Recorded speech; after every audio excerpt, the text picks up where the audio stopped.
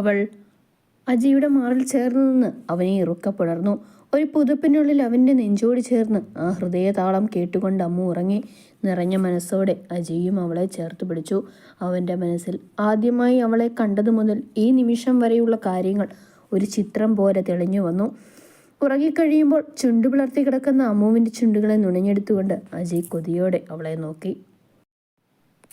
എത്ര നുകർന്നാലും മതിവരാത്തതുപോലെയായിരുന്നു അവളെന്ന് അവന് തോന്നി. മേലെ മേഘപാളി താഴെ മഞ്ഞു തൂകി മേഘരാഗം നെറുകിൽ തൊട്ടുമേലെ നിൽപ്പു വാനം വാനം മേഘത്തിൽ ദൂതുമായി രാഗപക്ഷി നീ പാട്ടിൽ പറഞ്ഞതിൻ്റെ. എൻ്റെ അജയ്, എന്തോന്നിത്? വെളുപ്പിനെ പാട്ട് പാടി ഉറക്കാനാണോ ഉണർത്താനാണോ നോക്കുന്നത്? അമ്മു ഉറക്കപ്പിച്ചിൽ അവനെ കൂർപ്പിച്ചു നോക്കിക്കൊണ്ട് പറഞ്ഞു. എൻ്റെ പെണ്ണിനെ പറ്റിയുള്ള പാട്ടല്ലേ, ഞാൻ ഇനിയും പാടും. മേഘം പൂത്തു തുടങ്ങി മോഹം പെയ്തു തുടങ്ങി നീ ഇനി കേട്ടോ നെഞ്ചിൽ പുതിയൊരു താളം. അജയ് വീണ്ടും പാടിയപ്പോൾ അമ്മു അവൻ്റെ ചുണ്ടുകളിൽ വിരൽ വെച്ച് തടഞ്ഞു. ഇനി പാടല്ലേ അജയ്. എനിക്കിറങ്ങി ഓടാൻ വയ്യ, അമ്മു ദയനീയമായി പറഞ്ഞപ്പോൾ അജയ് അവളെയും കൊണ്ട് ബെഡിലൊന്ന് ഉരുണ്ടുകൊണ്ട് അവളുടെ മേലെ കൈകുത്തി നിന്ന് അവളെ നോക്കി. ഇന്നലെ എൻ്റെ പാട്ടിൽ മോള് കുറച്ച് ശ്രുതിയും താളവും ഒക്കെ ചേർത്ത് പറയുന്നത് കേട്ടല്ലോ. അപ്പം എൻ്റെ പാട്ട് അത്രയ്ക്ക് ബോറായിരുന്നോ? വശ്യതയോടെ പറയുന്നവനെ നോക്കാനാകാതെ അമ്മു കണ്ണടച്ച് കളഞ്ഞു. അതെ, ഞാൻ ഒന്നുകൂടി പാടാൻ പോവാം. താളം നീ ഇട്ടോ. അജയ് അതും പറഞ്ഞ് അവളുടെ കഴുത്തിൽ മുഖമമർത്തിയപ്പോൾ അമ്മു പൊള്ളിപ്പിടഞ്ഞുകൊണ്ട് അവൻ്റെ മുതുകിൽ നഖം കൊണ്ട് ചിത്രപ്പണികൾ തുടങ്ങി. പാട്ടുകാരി മാത്രമല്ല, ചിത്രകാരി കൂടിയാണ് എൻ്റെ പെണ്ണ്. എൻ്റെ ശരീരം മുഴുവൻ എന്തൊക്കെ ചിത്രങ്ങളാണ് വരച്ചു വെച്ചിരിക്കുന്നത്. അജയ് കുറുമ്പോടെ പറഞ്ഞപ്പോൾ അമ്മു അവൻ്റെ നെഞ്ചിൽ മുഖം അമർത്തി. നാണത്തോടെ വീണ്ടും അവളിലേക്കൊരു കൊടുങ്കാറ്റു പോലെ അവൻ ആഞ്ഞടിച്ചു. അമ്മു ആകെ തളർന്ന് അവൻ്റെ നെഞ്ചിൽ പതുങ്ങിക്കിടന്ന് വീണ്ടും ഉറക്കം പിടിച്ചു. രാത്രിയിൽ കുളപ്പടവിലിരിക്കുകയായിരുന്നു മാധുരി. സച്ചി ഇന്ന് കുളത്തിലാണ് കുളി. കേറി സർ, എത്ര സമയമായി? രാത്രിയിൽ ഇഴജന്തുക്കൾ കാണും വെള്ളത്തിൻ്റെ അടിയിൽ, ഭയത്തോടെ പറഞ്ഞുകൊണ്ട് മധുരിമ അവനെ നോക്കി. സച്ചി പിന്നെയും നീന്തിക്കൊണ്ടിരുന്നു. കുറച്ചു കഴിഞ്ഞ് അവൻ കയറി വന്നപ്പോൾ മാധുരി എഴുന്നേറ്റ് നിന്നു. അവൾ അവന് തോർത്താനുള്ള തോർത്തെടുത്തു കൊടുത്തു. സച്ചി മുടിയിലെ വെള്ളം അവളുടെ മുഖത്തേക്ക് കുടഞ്ഞു. മാധുരി മുഖം ചരിച്ചു പിടിച്ചു. അവളുടെ കഴുത്തിലും നെഞ്ചിലും വെള്ളത്തുള്ളികൾ വീണ് മുത്തുകൾ പോലെ തിളങ്ങി. സാർ, എന്ത് പണിയാ കാണിച്ചേ? ഞാൻ കുളിച്ചതല്ലേ? മുഖം ചുളിച്ചുകൊണ്ട് അവൾ ചോദിച്ചു. എങ്കിൽ ഒന്നുകൂടെ കുളിച്ചോടി, ഞാൻ കുളിപ്പിക്കണോ? കുസൃതിയോടെ പറയുന്നവനെ മാധുരി മിഴിച്ചു നോക്കി. സാറ് വന്നോ, ഞാൻ പോവാ. മാധുരി തിരിഞ്ഞു നടക്കാനാഞ്ഞതും അവളുടെ കൈത്തണ്ടയിൽ പിടിച്ചുകൊണ്ട് സച്ചി അവനോട് അവളെ ചേർത്ത് പിടിച്ചു. മാധുരി അവൻ്റെ നെഞ്ചിൽ തട്ടി നിന്നു. അവൻ്റെ ശരീരത്തിലെ തണുപ്പ് അവളിലേക്കും പടർന്നു. അവളുടെ പിടയ്ക്കുന്ന കണ്ണുകളിലേക്ക് നോക്കി നിന്ന സച്ചിക്ക് സ്വയം നഷ്ടപ്പെടുന്നത് പോലെ തോന്നി. അവളുടെ അരയിലൂടെ കൈയിട്ടുകൊണ്ട് സച്ചി ഒന്നുകൂടി അവനോട് ചേർത്ത് പിടിച്ചതും മാധുരി അവൻ്റെ നെഞ്ചിൽ അമർന്നു നിന്നു. സച്ചി അവളുടെ കവളിൽ ചുണ്ട് ചേർത്തതും മാധുരിയുടെ കണ്ണുകൾ മിഴിഞ്ഞുപോയി. അവൻ്റെ മുഖം അവളുടെ കഴുത്തിടുക്കിലേക്ക് താഴ്ന്നപ്പോൾ മാധുരി ഒരേങ്ങലോടെ ഉയർന്നു പൊങ്ങി.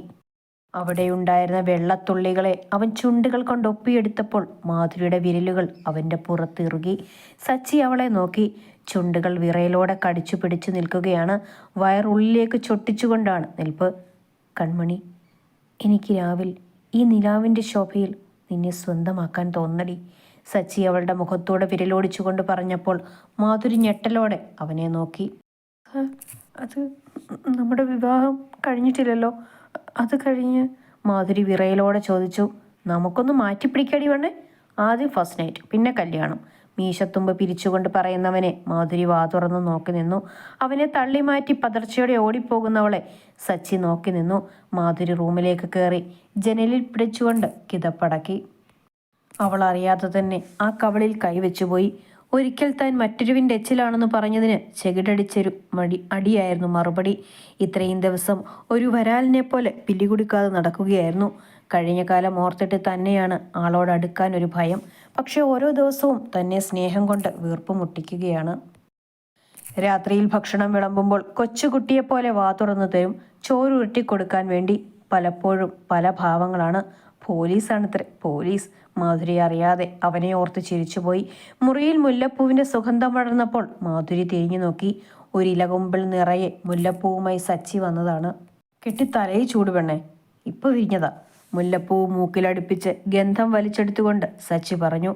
ഇപ്പോഴോ? നാളെ ചൂടാം. നാളത്തേക്ക് വാടിപ്പോവും, ഈ മണവും കിട്ടില്ല. സച്ചി അവളുടെ കയ്യിൽ കൊടുത്തിട്ട് അലമാര തുറക്കാനായി പോയി.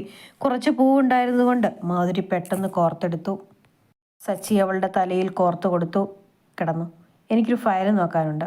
പിന്നെ ഫസ്റ്റ് നൈറ്റ് ഔദ്യോഗികമായി എൻ്റെ പെണ്ണായതിനു ശേഷം ഒരുങ്ങിയിരുന്നോണം. അവളുടെ കവളിലൊരു ഉമ്മയും കൊടുത്തിട്ട് അവൻ ഹാളിലേക്ക് ഇറങ്ങിപ്പോയി. മാധുരി നാണത്തോടെ തലയണയിൽ മുഖം പൂഴ്ത്തി കിടന്നു. ദിവസങ്ങൾ കടന്നുപോയി. കിച്ചുവിൻ്റെയും ലേയുടെയും വിവാഹത്തിനുള്ള നാളുകൾ അടുത്തു. അജയുടെ പുതിയ കമ്പനി ഓപ്പണായി. അമ്മു അജയ്ക്കൊപ്പം കമ്പനിയിൽ പോയി തുടങ്ങി. ഫൈസിയുടെ വർഷങ്ങളുടെ പ്രണയ സാഫല്യം പൂവണിഞ്ഞു. നെജുലയെ അവൻ കെട്ടിച്ചു കൊടുക്കാമെന്ന് അവരുടെ വീട്ടുകാർ സമ്മതിച്ചു. കിച്ചുവിൻ്റെ കല്യാണം കഴിഞ്ഞ് അടുത്ത മാസമാണ് ഫൈസിയുടെ നിക്കാഹ്. ഇനി സന്ദീപ് മാത്രമാണ് ആർക്കും പിടികൊടുക്കാതെ നടക്കുന്നത്. സച്ചിയുടെയും മാധുരിയുടെയും രജിസ്റ്റർ മാരേജ് കഴിഞ്ഞു. എതിർക്കാൻ ആരുമില്ലാത്തതുകൊണ്ട് തന്നെ 1 മാസത്തെ അപ്രൂവൽ കാത്തുകിടന്ന് 30ാമത്തെ ദിവസം അവരുടെ വിവാഹം സാധുവായി. ഇന്നെല്ലാവരും പാലാഴിയിലും ദ്വാരകയിലുമുണ്ട്. അമ്മുവും രാഖിയും ശില്പയും കൂടി മണിയറയൊരുക്കുന്ന തിരക്കിലായിരുന്നു. മാധുരി ചമ്മലോടെ മുഖം താഴ്ത്തി ഇരിപ്പുണ്ട്. ലയ വീഡിയോ കോൾ വിളിച്ച് 2 പേർക്കും വിവാഹ ആശംസകൾ പറഞ്ഞു. കൊച്ചേട്ടാ, സച്ചേട്ടനെ ഇങ്ങോട്ട് വിട്ടെ, അവിടെ ചേച്ചി കാത്തിരുന്ന് മുഷിഞ്ഞു. അമ്മു എന്ന് പറഞ്ഞപ്പോൾ കിച്ചുവും ഹരിയും സച്ചിയെ നോക്കി ആക്കി ചുമച്ചു. സച്ചി മുണ്ടുമടക്കി കുത്തി ചിരിയോടെ എഴുന്നേറ്റു. അപ്പോൾ ഓൾ ദ ബെസ്റ്റ് അളിയാ, അജയ് അവരെ കൈയുയർത്തി കാണിച്ചുകൊണ്ട് പറഞ്ഞു. സച്ചി മീശത്തുമ്പ് കടിച്ചു പിടിച്ചുകൊണ്ട് അകത്തേക്ക് പോയി. നിങ്ങൾ ഇന്ന് അപ്പുറത്ത് കിടക്ക്, വാ, കിച്ചു അമ്മുവിനെയും അജയെ നോക്കിക്കൊണ്ട് പറഞ്ഞു. എല്ലാവരും ദ്വാരകയിലേക്ക് പോയി. പാലാഴിയും സച്ചിയും അവൻ്റെ മാധുരിയും മാത്രം. അവരുടെ പ്രണയ നിമിഷങ്ങളും ഇലകൾ കൊഴിഞ്ഞു വീഴുന്നതുപോലെ ദിനങ്ങളേറെ കൊഴിഞ്ഞു വീണു. പ്രണയത്തിൻ്റെയും സ്നേഹത്തിൻ്റെയും കാണാലയങ്ങളിൽ തുഴഞ്ഞുകൊണ്ട് അവരോരോരുത്തരും ജീവിതം ആഘോഷിച്ചുകൊണ്ടിരുന്നു. അനിയത്തിക്ക് വേണ്ടി ജീവിതം ഒഴിഞ്ഞു വെച്ച കിഷോർ എന്ന ഏട്ടൻ്റെ പ്രണയം പൂവണിയുന്ന ദിനവും വന്നെത്തി. വിഷ്ണു നാരായണന്റെ നടയിൽ കൈകൂപ്പി നിൽക്കുമ്പോൾ ലയ ഉള്ളുപിടച്ച് അരികിൽ നിൽക്കുന്നവനെ നോക്കി കണ്ണടച്ചു പ്രാർത്ഥിക്കുകയാണ്. എല്ലാവർക്കും കിട്ടുന്ന ഭാഗ്യമല്ലല്ലോ പ്രണയിച്ച ആളെ തന്നെ വിവാഹം കഴിക്കാൻ സാധിക്കുക എന്നത്. ഒരിക്കൽ പ്രണയിച്ച് ഉപേക്ഷിക്കപ്പെട്ട അമ്മുവിനെ അവൾ നോക്കി. അജയുടെ കൈകോർത്ത് പിടിച്ചു നിൽക്കുകയാണ് അവൾ. നിറഞ്ഞ പുഞ്ചിരിയാണ് ആ മുഖത്ത്. ലയയുടെ നോട്ടം ഹരിയിലേക്കെത്തി. പാതിയായവളോടൊപ്പം സന്തോഷത്തിൽ തന്നെയാണ് അവനും. അപ്പോഴേക്കും കൊട്ടുകുരവ ഉയർന്നിരുന്നു. പൂജാരി പൂജിച്ച് താലി നൽകിയപ്പോൾ കിച്ചു അത് വാങ്ങി അവളെ നോക്കി. കണ്ണുകൾ ഇറുക്കിയടച്ച് കഴുത്തു കുനിച്ച് കൈകൂപ്പി നിൽക്കുകയായിരുന്നു അവൾ. കിച്ചു സ്വർണമാലയിൽ കോർത്ത താലി അവളുടെ കഴുത്തിൽ ചേർത്ത് വെച്ചു. അമ്മു കൊളുത്തു നേരെ ഇട്ടുകൊടുത്ത് മാല മുന്നിലേക്കാക്കി ഇട്ടുകൊടുത്തു. ഇരുവരും പരസ്പരം തുളസിമാല അണിഞ്ഞു. പൂജാതട്ടത്തിൽ നിന്നും ഒരു നുള്ളു കുങ്കുമം അവളുടെ നെറുകയിൽ കിച്ചു ചാർത്തി. ലയയുടെ കണ്ണുകൾ നിറഞ്ഞു തുളുമ്പിയിരുന്നു. കിച്ചു അവളുടെ കണ്ണുകൾ തുടച്ചു കൊടുത്ത് കവളിൽ ചുണ്ട് ചേർത്ത് അവളെ നോക്കി. ലയയുടെ അച്ഛൻ അവളുടെ കൈ കിച്ചുവിൻ്റെ കയ്യിൽ ചേർത്ത് വെച്ചു. സുരക്ഷിതമായ കരങ്ങളിലാണ് ഏൽപ്പിക്കുന്നത് എന്നറിയാം, എങ്കിലും ഒരച്ഛൻ്റെ മനസ്സിലെ ആധി കൊണ്ട് പറയുകയാണ്, കണ്ണ് നിറയ്ക്കാതെ നോക്കിയേക്കണേ. അദ്ദേഹത്തിൻ്റെ വാക്കുകൾ ഇടറിയിരുന്നു. ഈ നടയിൽ വെച്ച് ഞാൻ വാക്ക് തരികയാണ് സർ, ഞാൻ താലി കെട്ടിയ പെണ്ണൊരിക്കലും ഞാൻ കാരണമോ മറ്റാരു കാരണമോ കണ്ണ് നിറയ്ക്കില്ലെന്ന്. അദ്ദേഹം അവനെ സംതൃപ്തിയോടെ നോക്കി. അടുത്തുള്ള കൺവെൻഷൻ സെൻറ്ററിലായിരുന്നു സൽക്കാരം ഒരുക്കിയിരുന്നത്. ഒരുപാട് പേർ അതിഥികളായി എത്തിയിരുന്നു. സദ്യ കഴിക്കാനിരുന്നപ്പോൾ ക്യാമറാമാൻ്റെ ആവശ്യപ്രകാരം ഇരുവരും പരസ്പരം ഓരോ ഉരുളകൾ നൽകി. ഒന്ന് കിച്ചു അമ്മുവിൻ്റെ വായിൽ വെച്ചു കൊടുത്തു. അമ്മു കണ്ണു നിറച്ച് അവനെ നോക്കി. ലയയും അവൾക്ക് ഒരു ഉരുള കൊടുത്തു. അമ്മുവിന് സന്തോഷം സഹിക്കാൻ പറ്റുന്നില്ലായിരുന്നു. അപ്പോഴാണ് ഒരിക്കൽ താൻ പറഞ്ഞത് അജയ് ഓർത്തത്. കിച്ചുവിൻ്റെ ജീവിതത്തിൽ മറ്റൊരു പെണ്ണു വരുന്നത് വരെ അമ്മുവിന് അവൻ്റെ ജീവിതത്തിൽ സ്ഥാനമുള്ളൂ എന്ന്. പക്ഷെ ഇതിനോടകം തന്നെ മനസ്സിലായിരുന്നു ലയയ്ക്ക് അമ്മുവിനെ ജീവനാണെന്ന്. കിച്ചുവിനെ പോലെ തന്നെ അമ്മുവിനെ സ്നേഹിക്കാൻ ലയയ്ക്കും കഴിയുന്നു എന്ന്. അല്ലെങ്കിൽ തന്നെ ആർക്കാണ് അവളെ വെറുക്കാൻ കഴിയുക? അജയ് പ്രണയത്തോടെ അവളെ നോക്കി. എന്താ വേണോ? ഉരുളയുരുട്ടി അജയെ നോക്കി അമ്മു ചോദിച്ചു. അജയ് വാ തുറന്ന് കാണിച്ചപ്പോൾ അമ്മു ചിരിയോടെ അവൻ്റെ വായിൽ വെച്ചു കൊടുത്തു. അവരെ കണ്ട് സച്ചിയും മാധുരിക്ക് ഉരുട്ടിക്കൊടുത്തപ്പോൾ അവൾ ചമ്മലോടെ എല്ലാവരെയും നോക്കി. ഇനി ഞങ്ങളായിട്ട് എന്തിനാ കുറയ്ക്കുന്നത്? രാകേഷ് ഏട്ടാ കൊടുക്ക്.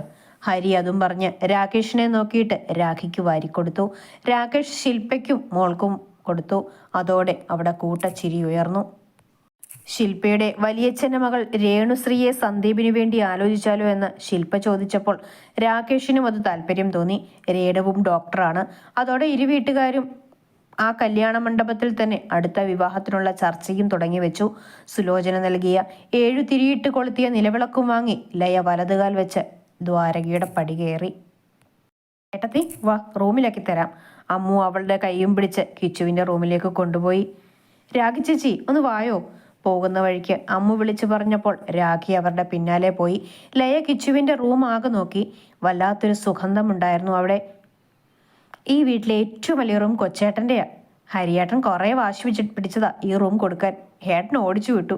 ചിരിയോടെ പറയുന്നവളെ നോക്കി നിന്നു രാഖിയും ലയയും. ഏട്ടത്തി ഇവിടെ ഇരിക്കുക, ഇതൊക്കെ അഴിച്ചു തരാം. ലയ ചെയറിലിരുന്നപ്പോൾ രാഖിയും അമ്മുവും കൂടി ഓരോ ആഭരണങ്ങളായി അഴിച്ചു മാറ്റി. വല്ലാത്തൊരാശ്വാസം. ലയ പറഞ്ഞു, ഏട്ടത്തി പോയി ഫ്രഷ് ആയിക്കോ, ഡ്രസ്സ് അലമാരയിലുണ്ട്. അമ്മുവ, താഴെ ഇരിക്കുന്നവർക്ക് ജ്യൂസ് കൊടുക്കണം. രാഖി അതും പറഞ്ഞ് അമ്മുവിനെ വലിച്ചുകൊണ്ട് പോയപ്പോഴാണ് കിച്ചു മുറിക്കുള്ളിലേക്ക് വന്നത്. രണ്ടുപേരും അവനെ നോക്കിയൊന്ന് ചിരിച്ചിട്ട് താഴേക്ക് പോയി. രണ്ടിൻ്റെ മുഖത്തൊരു വശപ്പശക്ക് ചിരി. കിച്ചു ചിരിയോടെ പറഞ്ഞുകൊണ്ട് വാതിൽ ചേർത്തടച്ചു. സാരി അഴിച്ചു മാറ്റിയതിനാൽ ബ്ലൗസും സ്കേർട്ടും ഇട്ട് നിൽക്കുകയായിരുന്നു ലയ. അവൾ വെപ്രാളത്തോടെ സാരി എടുത്തു മറിച്ച് അവനെ നോക്കി. എന്നാൽ കിച്ചു അത് ശ്രദ്ധിക്കാതെ വാച്ചഴിച്ചു ടേബിളിൽ വെക്കുകയായിരുന്നു. താമ്പോ ഫ്രഷ് ആയിട്ട് വാ, റിസപ്ഷനെ ഒരുക്കാൻ ആളിപ്പോൾ വരും. ഞാൻ കുളത്തിൽ പോയി കുളിച്ചിട്ട് വരാം. കിച്ചു അതും പറഞ്ഞ് ഡ്രസ്സ് എടുത്തു. ലയ ശ്വാസം വിട്ട് അവനെ നോക്കി. പരിഭ്രമവും നോട്ടവും കണ്ടാൽ തോന്നും നമ്മുടേത് അറേഞ്ച് മാരേജ് ആണെന്ന്. കിച്ചു കുസൃതിയോടെ പറഞ്ഞപ്പോൾ ലയ നാണത്തോടെ മുഖം താഴ്ത്തി. കിച്ചു ഷർട്ട് ഊരി ഹാങ്ങറിലിട്ട് ബെഡിൽ മലർന്നു കിടന്നു. പോയിട്ട് വാ പെണ്ണെ, നിന്ന് കളം വരയ്ക്കാതെ. കിച്ചു ചരിഞ്ഞു കിടന്ന് കൈകുത്തി പറഞ്ഞപ്പോൾ ലയ വാഷ്റൂമിലേക്ക് ഒരോട്ടം വെച്ചു കൊടുത്തു. കിച്ചു ചിരിയോടെ ബെഡിൽ മലർന്നു കിടന്നു. വൈകുന്നേരം അടുത്തുള്ള ഹാളിലായിരുന്നു റിസപ്ഷൻ. നാട്ടുകാരും ബന്ധുക്കളും കിച്ചുവിൻ്റെ കൂടെ ജോലി ചെയ്തവരും ഒക്കെ ഒരുപാട് പേർ വന്നിട്ടുണ്ടായിരുന്നു. റിസപ്ഷൻ കഴിഞ്ഞ് വീട്ടിലെത്തിയപ്പോൾ ലയ ഫ്രഷായി വന്നപ്പോൾ അമ്മുവും രാഖിയും മാധുരിയും കൂടി അവളെ സെറ്റുടിപ്പിച്ച് തലയിൽ മുല്ലപ്പൂവ് ചൂടിക്കൊടുത്തു. ഒരു ഗ്ലാസ് പാലും കയ്യിൽ കൊടുത്ത് അവർ അവളെ കിച്ചുവിൻ്റെ റൂമിലാക്കി. വാതിലടഞ്ഞപ്പോൾ ദേഹത്താകെ വിറയൽ പടർന്ന് കയറുന്നത് പോലെ തോന്നി ലയയ്ക്ക്. ജനലോരം ചേർന്ന് നിന്ന് പുറത്തേക്ക് നോക്കി നിൽക്കുകയായിരുന്നു കിച്ചു. ചേട്ടാ. കിച്ചു അവളെ തിരിഞ്ഞു നോക്കി. ലോകത്ത് തന്നെ അങ്ങനെ വിളിക്കുന്ന ഏക വ്യക്തി. തൻ്റെ പ്രണയം. ഇന്നിതാ തൻ്റെ താലിയും സിന്ദൂരവും അണിഞ്ഞ് തൻ്റെ പാതി. കിച്ചു അവൾക്ക് നേരെ കൈ നീട്ടിയപ്പോൾ ലയ ഓടി അവൻ്റെ നെഞ്ചോട് ചേർന്നു. കിച്ചുവിൻ്റെ ചുണ്ടുകൾ പലവട്ടം അവളുടെ നെറുകയിൽ അമർന്നു. എനിക്ക് എന്ത് സന്തോഷം തോന്നുന്നോ. കാത്തിരിപ്പിന് അർത്ഥമുണ്ടാകുമോ എന്ന് പോലും ഓർത്തു പോയിട്ടുണ്ട് ഞാൻ. കണ്ണു നിറച്ചു പറയുന്നവളുടെ ചുണ്ടുകളെ നുകർന്നെടുത്തുകൊണ്ട് കിച്ചു അവളെ അവനിലേക്ക് ചേർത്ത് പിടിച്ചു. കാത്തിരിപ്പിന് അർത്ഥമുണ്ടായിരുന്നു ശ്രീ. നീയല്ലാതെ മറ്റൊരു പെണ്ണും എൻ്റെ താലി അണിയില്ല എന്നത് എൻ്റെ തീരുമാനമായിരുന്നു. ഞാനും കാത്തിരുന്നു എൻ്റെ കുഞ്ഞോളുടെ ജീവിതം ഭദ്രമാകുന്നതുവരെ. അതുകൊണ്ടാണ് അഡ്രസ്സ് പോലും ഇല്ലാതെ നിനക്ക് ആ കത്തുകൾ ഞാൻ അയച്ചുകൊണ്ടിരുന്നത്. ലയ അവൻ്റെ നെഞ്ചിൽ ചാഞ്ഞു. പുതിയൊരു ജീവിതം ഇവിടെ തുടങ്ങണ്ടേ നമുക്ക്? അവളുടെ മുഖം കൈക്കുമ്പിളിലാക്കിക്കൊണ്ട് കിച്ചു ചോദിച്ചപ്പോൾ അവൾ തലയാട്ടി. അവളെ കൈകളിൽ കോരിയെടുത്ത് കിച്ചു ബെഡിലേക്ക് കിടത്തി. വർഷങ്ങളോളം നെഞ്ചിലടക്കി വെച്ചിരുന്ന പ്രണയവും വിരഹവും എല്ലാം ആ രാത്രിയിൽ ഇരുവരും പരസ്പരം പകർന്നു നൽകി. കൈവിട്ടുപോയ തൻ്റെ പ്രണയവും പ്രാണനും എല്ലാ അർത്ഥത്തിലും സ്വന്തമായതോർത്ത് ലയയുടെ കണ്ണിൽ നിന്നും മിഴിനീർ ഒഴുകിയിറങ്ങി. സുരേന്ദ്രൻ എന്തോ ആലോചിച്ചിരിക്കുന്നത് കണ്ട് സുലോചന അയാളെ നോക്കി. ഉറങ്ങുന്നില്ലേ? ഉറക്കം വന്നില്ല. മുരളി മരിക്കും മുൻപ് അവസാനമായി പറഞ്ഞ വാക്കുകൾ ഓർമ്മയിലേക്ക് ഇങ്ങനെ. അതിനെപ്പറ്റി ഒരിക്കൽ പറഞ്ഞതല്ലേ, കിച്ചുവിനമ്മും മകളെ പോലെയാണെന്ന്. അങ്ങനെയുള്ള ചിന്ത കൂടി വേണ്ട. മരിച്ചവർ അങ്ങ് പോയി. അവർ പറഞ്ഞ വാക്കുകളും. ഇപ്പോഴല്ലേ ഈ വീട് സ്വർഗമായത്. ഒരു കാര്യം നോക്കിക്കഴിഞ്ഞാൽ എല്ലാവരും അവരുടെ പാതിയെ അവർ തന്നെ കണ്ടെത്തുകയായിരുന്നില്ലേ. നമ്മളായിട്ട് ആരെയും കണ്ടെത്തി കൊടുക്കേണ്ടി വന്നില്ലല്ലോ. പിന്നെ അമ്മു, അവളെ അജി പൊന്നുപോലെയല്ലേ നോക്കുന്നത്. സ്വന്തം കുടുംബത്തിൽ നിന്ന് പോലും അകന്ന് അവൾക്ക് വേണ്ടിയല്ലേ ഈ നാട്ടിൽ അവൻ വീട് വെച്ചതും കമ്പനി തുടങ്ങിയതും. ഇതൊക്കെ കണ്ട് ഏട്ടൻ്റെ ആത്മാവ് ഇപ്പോൾ എന്തുമാത്രം സന്തോഷിക്കുന്നുണ്ടാവും. സുലോചന സാരി തലപ്പ് കൊണ്ട് കണ്ണീരൊപ്പിക്കൊണ്ട് പറഞ്ഞപ്പോൾ ഒരു നെടുവീർപ്പോടെ സുരേന്ദ്രൻ അവരെ നോക്കി. രാത്രിയിൽ നെഞ്ചിൽ തലവെച്ച് കിടക്കുകയായിരുന്നു അമ്മു. അജയ് അവളുടെ മുടിയിഴകളിലൂടെ വിരലോടിച്ച് എന്തോ ആലോചിച്ച് കിടപ്പായിരുന്നു. അജയ്, എന്താ ആലോചിച്ച് കിടക്കുന്നേ? ഞാൻ അന്ന് ഗുജറാത്തിൽ നമ്മൾ പെട്ടുപോയതൊക്കെ ഓർക്കുകയായിരുന്നു. ശരിക്കും ഈ നായകൻ നായികയെ രക്ഷിച്ചുകൊണ്ട് പോകുന്നത് പോലെ ഉണ്ടായിരുന്നു അല്ലേ? അമ്മുവിന് ചിരി വന്നു. എന്താടി ചിരിക്കുന്നത്? ഒന്നുമില്ല നായക. അന്ന് നായകന് ഡ്രസ്സ് ഇട്ടിരുന്നല്ലോ, പാവക്കൂത്തിലെ പാവയെ പോലെ. സത്യം നല്ല ചേർച്ചയായിരുന്നു അജയ്. കളിയാക്കുന്നോ? കോന്താരി നിന്നെ ഇന്നും. അജയ് അവളെ ബെഡിൽ അമർത്തി കിടത്തി കവളിൽ കടിച്ചു. അമ്മുവിൻ്റെ ചിരിയൊച്ചകൾ മുത്തുപൊഴിയുന്നത് പോലെ കിലുങ്ങിക്കേട്ടു. ജീവിതം അങ്ങനെയാണ്. പ്രതീക്ഷിക്കാതെ നമ്മുടെ ജീവിതത്തിൽ കടന്നു വരുന്നവരായിരിക്കും നമ്മുടെ ജീവിതം അപ്പാടെ മാറ്റുന്നത്. ഹരിയുടെ പ്രണയം കൊണ്ട് മുറിവേറ്റ അമ്മുവിൻ്റെ മനസ്സിൽ അതേ പ്രണയം കൊണ്ട് തന്നെ മുറിവ് മാറ്റിയവനാണ് അജയ്. ജീവിതകാലം മുഴുവൻ അവൾക്ക് സ്നേഹവും സംരക്ഷണവും ഒരുക്കാൻ അവളുടെ കൊച്ചേട്ടൻ കൂടെയുള്ളപ്പോൾ അവളെ ആർക്കും വിട്ടുകൊടുക്കാതെ പ്രണയം കൊണ്ട് ചേർത്ത് നിർത്തുകയായിരുന്നു അജയ്. അജയുടെ സ്വന്തം മേഘവർഷ. അവളുടെ അവനോടുള്ള പ്രണയമായിരുന്നു മേഘരാഗം.